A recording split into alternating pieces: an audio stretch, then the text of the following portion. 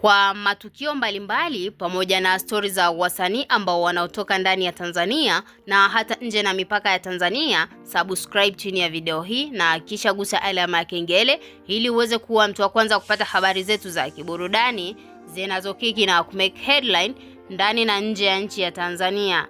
Diamond Platinum ameamua kufunguka waziwazi katika mitandao ya kijamii baada ya mwanamke huyu ambaye ni Wema Sepetu kushare picha za mtoto wake akiwa location, na kitu hiki kimeweza kuwafanya watu wengi waweze kuona mwanamke huyu ambaye ni Wema Sepetu kwa stage aliyofikia ni mtu ambaye ana furaha sana na maisha ambayo ameweza kuyapata hivi karibuni.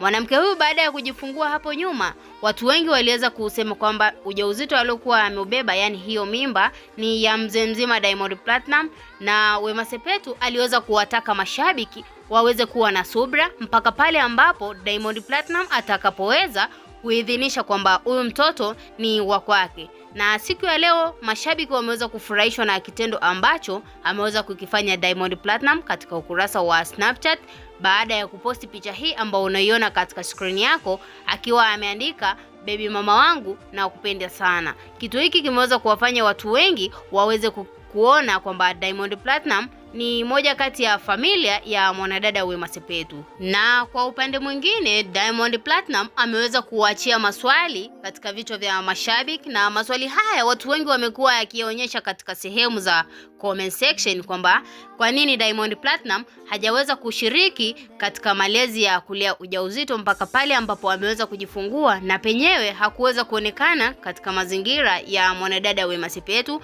Mpaka sasa hivi ameona mtoto amekwisha kuwa, ndo akaamua kuja kujionyesha hadharani katika mitandao ya kijamii ya kuwa yeye ndo mzazi au baba mzazi wa mtoto huyu ambaye ni wa mwanadada Wema Sepetu. Na ameweza kuainisha vitu vingi ambavyo vimeweza kuwafanya watu wengi waweze kuamini kwamba huyu mtoto wa Wema Sepetu ni mali ya Diamond Platinum. Na Diamond Platinum, kama unavyokumbuka, hata katika interview ambayo imeweza kupita juzi, ameweza kuweka wazi na kusema kwamba yeye binafsi kwamba ni lazima aweze kupata watoto zaidi ya 10, yani takriban, yani watoto wanahitaji kuwa na watoto 10. Na kitu hiki kimeweza kuwafanya watu waweze kushangaa kwa nini hajaweza kupata watoto na mwanadada Zuchu. Mpaka sasa hivi katika yale mahusiano hawajaweza kupata mtoto, na kitu hiki kimeweza kuwafanya watu wengi waweze kuhisi kwamba Diamond Platinum ana maisha mengine ambayo ni maisha ya siri na mwanadada Zuchu. Na kwa upande mwingine tena tunaweza kusema kwamba Diamond Platinum mpaka ameamua kudhihirisha katika mitandao ya kijamii kwamba huyu mtoto wa Wema Sepetu ni mali yake, inaweza ikawa ni kitu cha kweli. Tuachie maoni yako ndani ya comment section, na vile vile usisahau kusubscribe, kulike na turn on notification.